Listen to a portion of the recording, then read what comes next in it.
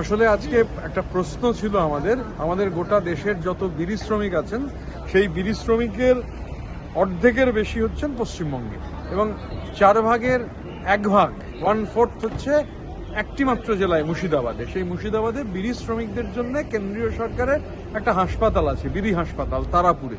এই তারাপুরে 65 বেডের হাসপাতাল। এই হাসপাতালটির ভয়ানক অবস্থা।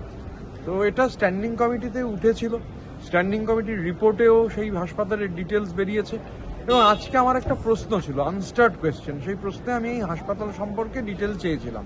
তো দেখছি যে স্ট্যান্ডিং কমিটির রিপোর্ট যা এই সপ্তাহেই পেশ হয়েছে, গত সপ্তাহে কদিনের মধ্যে, সেই রিপোর্টে যা লেখা হয়েছে আর আজকে যা সরকার যে উত্তর দিচ্ছে, দুটোর কোনোটাই মিলছে না।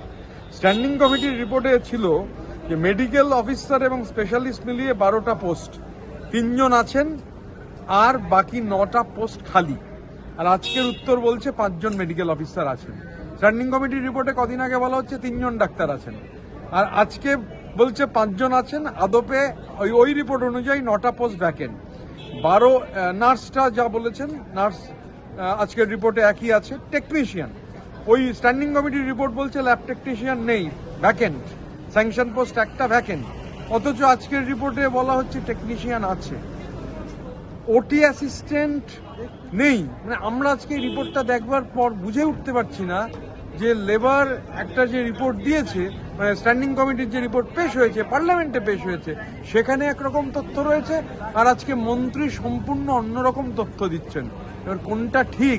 আদপে 65 বেডের ওই হাসপাতাল ধুঁকছে বিড়ি শ্রমিকদের জন্য হাসপাতাল, আর অথচ কেন্দ্রীয় সরকার স্ট্যান্ডিং কমিটিতে, লেবার স্ট্যান্ডিং কমিটির রিপোর্ট একরকম কথা বলছে। সেখানে বলা হচ্ছে ডাক্তার রয়েছেন 3 জন, পোস্ট হচ্ছে 9টা ফাঁকা রয়েছে, আর আজকের উত্তরে মন্ত্রী বলছেন যে ডাক্তার রয়েছে 5 জন। আমরা বুঝে উঠতে পারছি না যে কোনটা ঠিক কোনটা বেঠিক।